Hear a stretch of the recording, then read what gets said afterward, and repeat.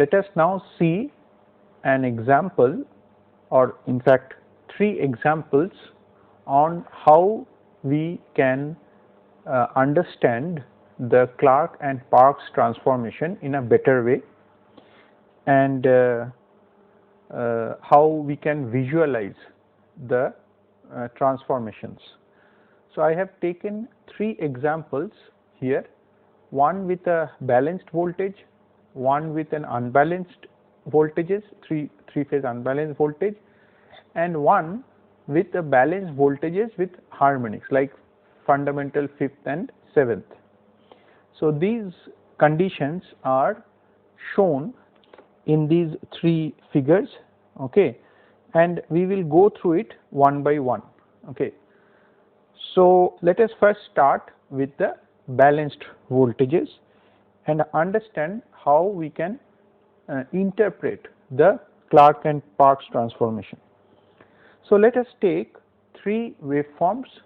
Okay. So, first example, this is for the balanced voltages. Okay. So, let us take 3 balanced voltages which are given by these equations VA, VB and VC. So, these are the 3 balanced set of voltages. So, how do you draw it? So, here in this one, this axis is the time axis, okay, and these are the 3 voltages VA, VB and VC, okay, given by this equation. Now, let us do the Clark's transformation on these 3 sets of voltages. So, we are trying to find out V alpha, V beta and V0.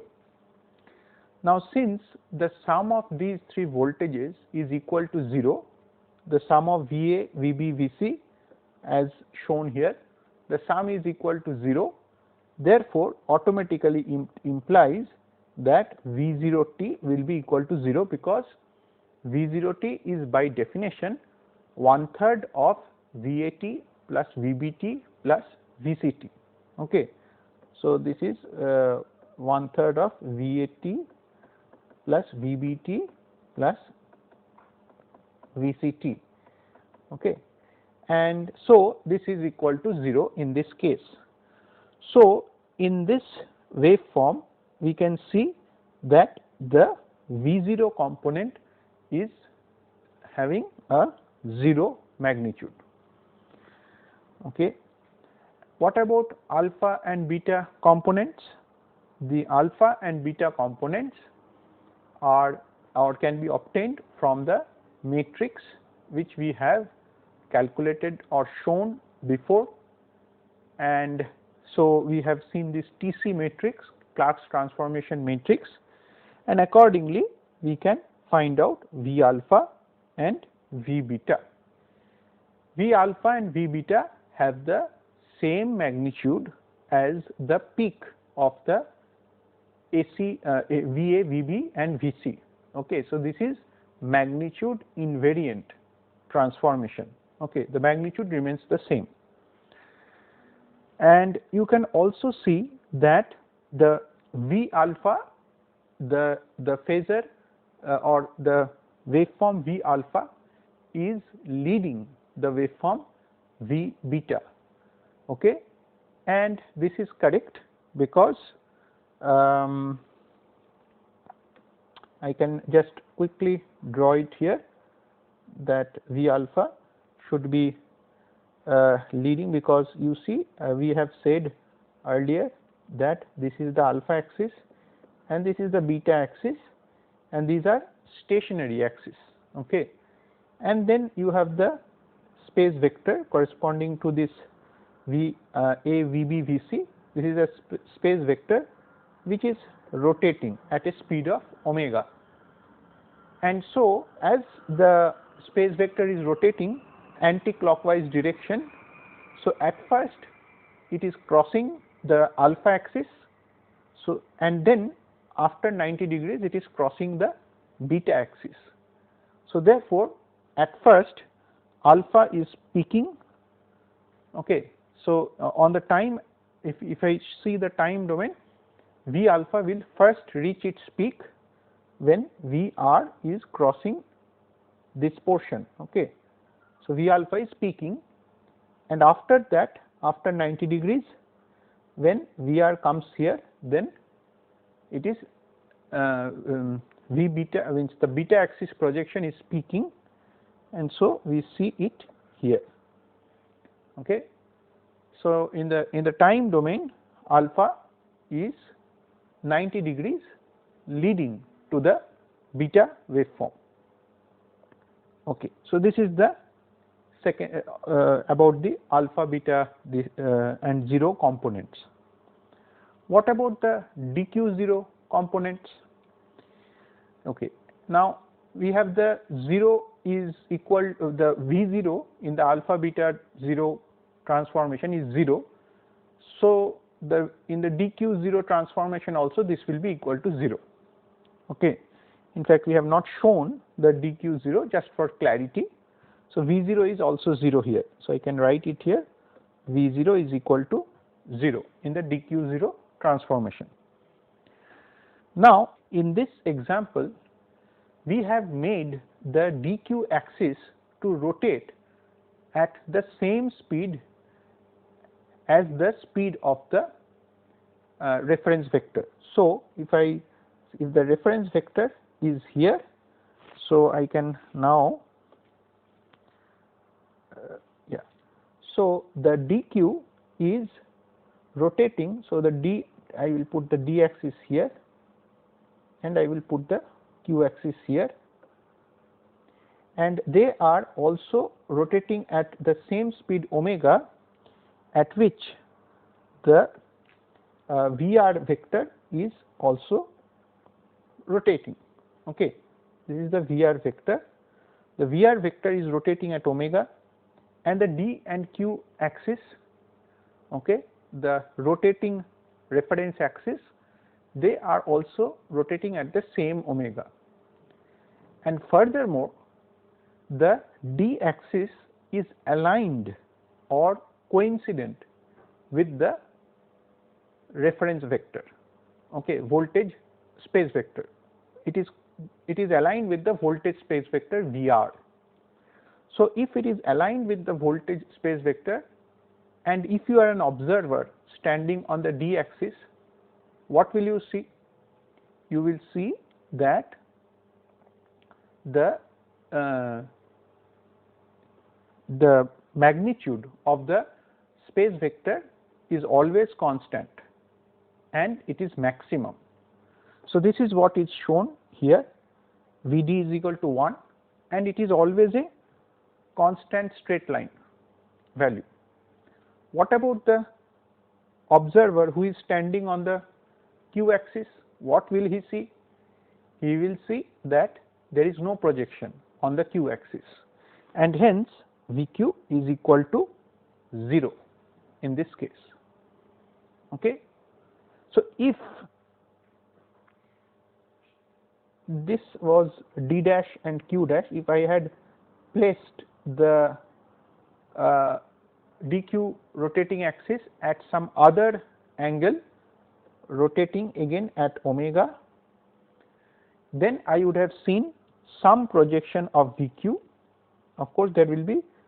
So, if you can extend this Vr, if you extend it, you will get, okay, some projection on this one, and there will be some projection on the q dash axis. This is the d dash and q dash projection. So, if this d dash axis and q dash axis is not coincident with the reference vector or the space vector, then we would have seen a projection, okay, some projection on both d and q. So, then in that case this Vq will not be equal to 0. What will happen if this d dash and q dash do not rotate at the same speed as omega? Okay. It can also happen that the reference vector does not rotate, sorry, the reference axis or the dq axis is not rotating at the same speed as the reference the space vector, then we would have seen an AC quantity on Vd and Vq. We will talk about it in a few minutes time. Okay, in one of the next slides you will understand what is happening, but this is also a possibility.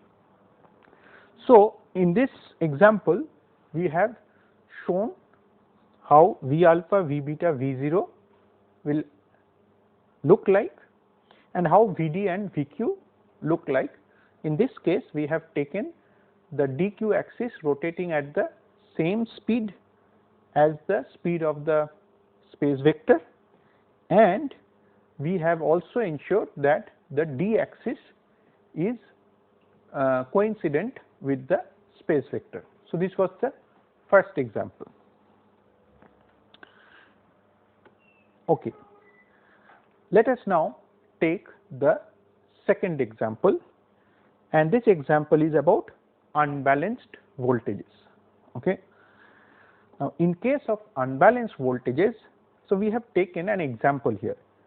So VAT is 1.3 Vm sin omega t, Vb is Vm sin omega t minus pi by 3, and Vc is 0.5 Vm. So we have only made the magnitudes different. Okay. So now of course we can immediately say that the sum of these three voltages is not equal to 0. Therefore we will expect a 0 component in the alpha beta 0 transformation, and we can see it here now that V0 has a it is non-zero in value, it has some magnitude. Okay. Now how do you visualize this? Okay, as I have told you before, so let me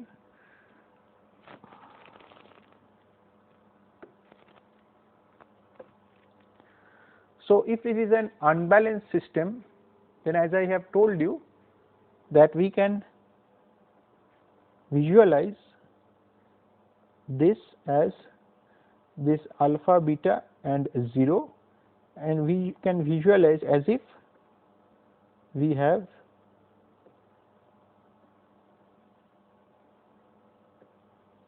in this case we are inside a box, okay, and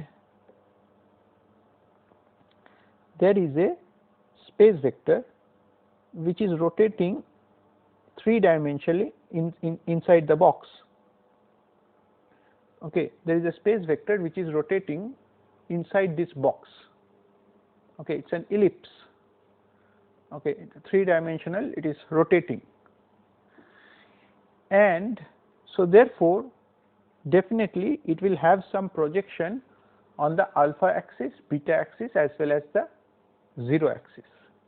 Okay, and these projections are found out in the alpha, beta and 0 when we see it in the with respect to time. Okay, so this is what is shown in this V alpha, V beta and V0. Okay, now let us see the Vd and Vq components.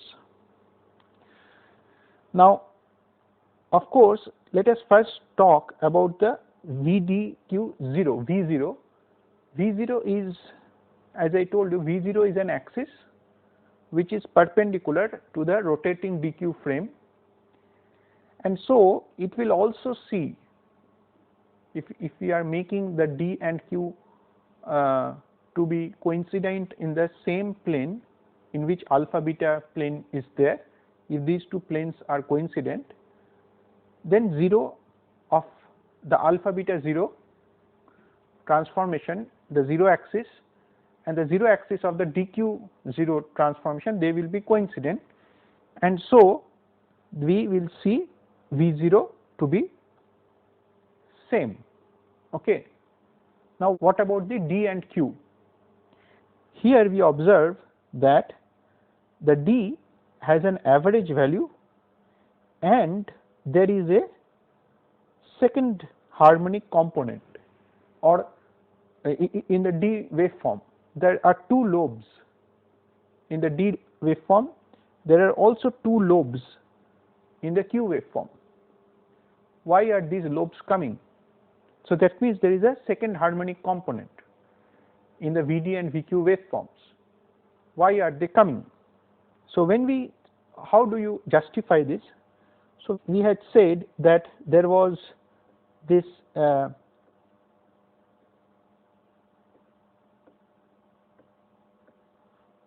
there was this vector, space vector rotating in the alpha beta 0 plane.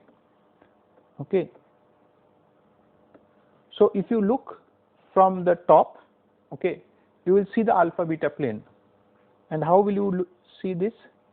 You will see the alpha plane here and beta plane here. 0 plane is perpendicular to the both of them. Now there is a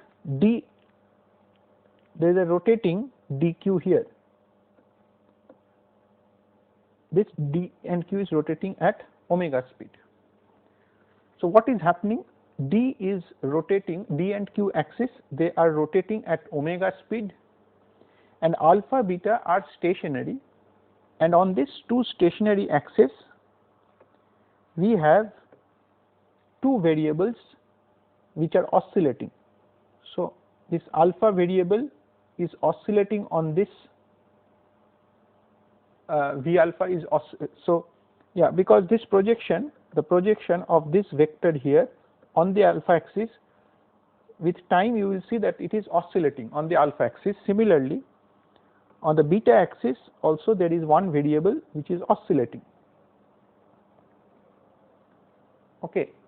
So let us take this alpha variable alone, and then we will understand how the beta variable is working. So I will just remove this beta and we will concentrate on the alpha variable. So here we see that here we see that this is the alpha variable which is rotating or oscillating on the alpha axis, and then there is a D axis which is rotating at omega speed. Now if you remember from your single phase analysis or single phase induction motor analysis, there a pulsating magnetic field on a stationary axis, we can treat it as two rotating MMFs but in opposite direction. So one pulsating MMF on this axis can be treated as sum of two MMFs, one rotating like this and another one rotating like this, clockwise and anti-clockwise. Equal magnitude which rotates in two directions, one clockwise, one anti-clockwise, and this is the pulsating magnetic field. So it all comes from the splitting of the sine wave. So sine theta sine omega t is in the form of sine A plus B plus sine A minus B. From there it comes here. You can do the mathematics and see. So there are two magnetic fields which are rotating in opposite directions. So this magnetic field here on the alpha axis, so this not magnetic field, so this variable which is now rotating or oscillating on the alpha axis, we can also split it into two parts. So one part is rotating with this way omega speed, and the other one is rotating anti-clockwise with omega speed. So this green waveform which is oscillating, the green one, is now split into two parts, yellow one omega anti-clockwise and omega clockwise.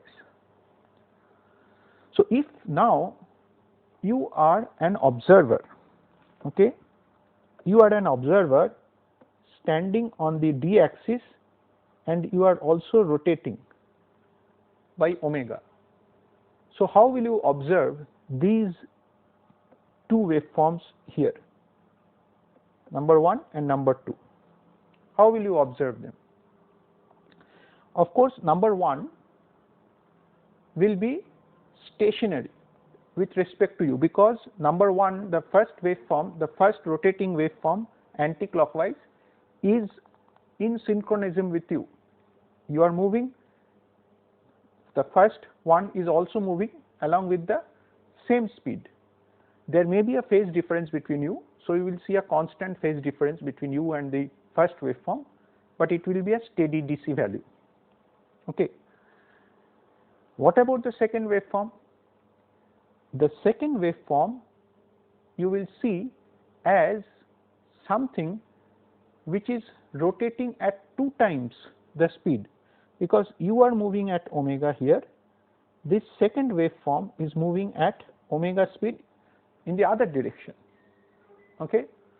So therefore you will see this second waveform as something which is a second harmonic. So this will appear to you, this waveform or this waveform will appear to you as a second harmonic component.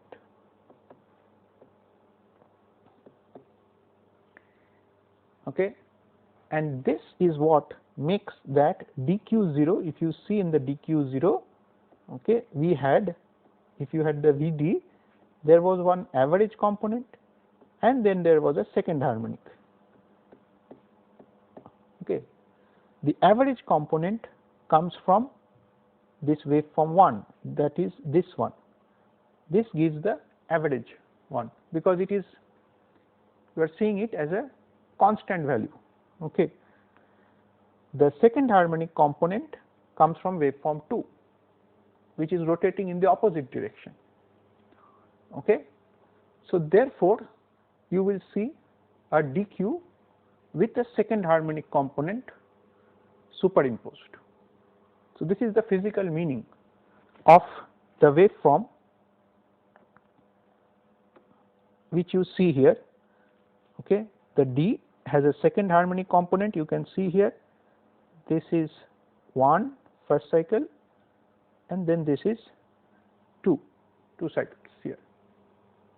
So that is why we have said there is a 2 omega component along with a DC value. Okay, so this is the physical meaning of what is happening. Now let us take the third example. Suppose you have a balanced set of waveforms with harmonics, 5th, 7th harmonics. Okay, so in this example we have taken a balanced voltages with 1st, 5th and 7th harmonic components in VA, VB and VC. Okay.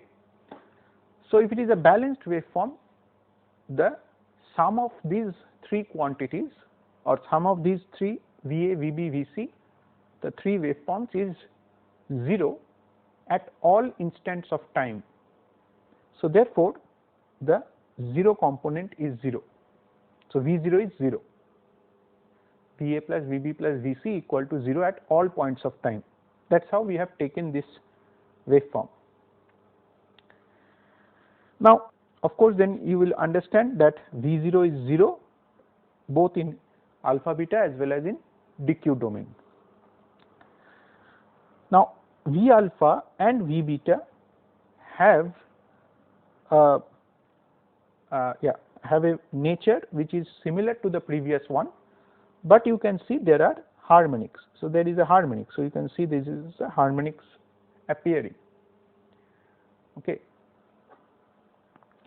Now there is something interesting here in the VD and VQ domain.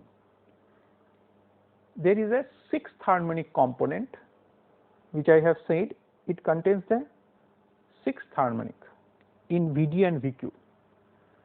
Now how come this 6th harmonic comes? How do you know that this is a sixth harmonic? You can start from here. Say you are here it is 1, 2, it's almost here 3, 4, 5, 6. Okay, so there is a sixth harmonic ripple or a sixth harmonic AC component present on Vd, and similarly it is also present on Vq. Okay, where does this sixth harmonic come? So in order to understand it, again we will analyze it. So we can analyze how the sixth harmonic will come. So okay, so this is the d axis. Okay, suppose we take only the d axis. The d axis is rotating at omega speed. Now in this case I have added a fifth harmonic component with the VA, VB, VC. So the fifth harmonic component is rotating at a 5 omega speed. Okay, but in this case we have chosen the fifth harmonic to be rotating in the reverse direction. So the fifth harmonic component, okay, the fifth harmonic component, so this is a small space vector. So this is, I will say, V5. V5 is a space vector which is rotating at 5 omega speed but in the opposite direction. Okay, so there is a fundamental VR. Okay, actually the VR is coincident with Vd. So this is VR. It is rotating at omega speed. The d axis is also rotating at omega speed. Okay, and the q axis is rotating here.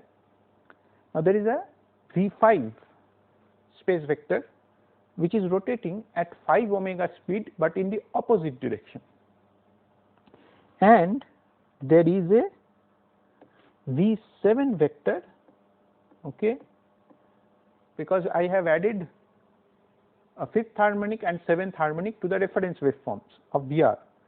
So V7 is also rotating at omega speed but again in this anti-clockwise direction. So if you are an observer, okay, if you are an observer who is standing here and rotating along with the d axis, you are also rotating along with the d axis, what will you see? You will see the seventh harmonic to be rotating at 6 omega speed, because the seventh harmonic is rotating in this direction at 7 omega and you are also rotating at omega speed. So this is the d axis where on which you are standing, and then there is a seventh harmonic vector which is also rotating at 7 omega. So the differential speed between you is 6 omega. What about the fifth harmonic case?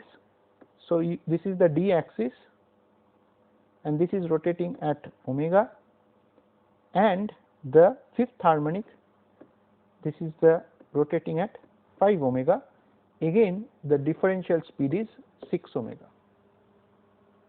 Okay, and this is the reason why you see the 6 lobes in the DQ. Okay,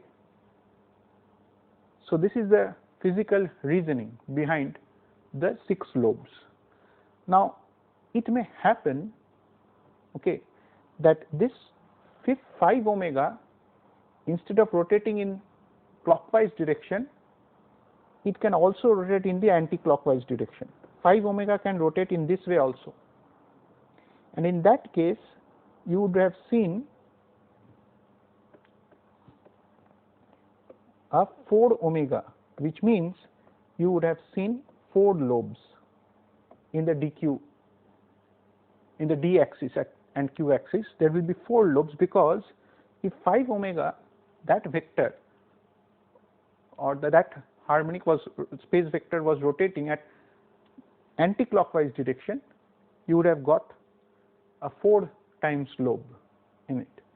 Therefore, with this understanding of what is physically happening, we can say that these waveforms are obtained, Vd, Vq as well as V0. You can take up other cases, unbalanced with harmonics, balanced with non-equal harmonics, and many other things. Okay. And you can yourself see how the alpha, beta and dq transformations, how do you look at it. Okay. So, this here comes the end of the alpha, beta and dq transformation, and this alpha, beta and dq transformation is very useful not only in power electronics but also in machine analysis. Okay. So, a good understanding of this transformation is essential when you want to go deeper into the subject.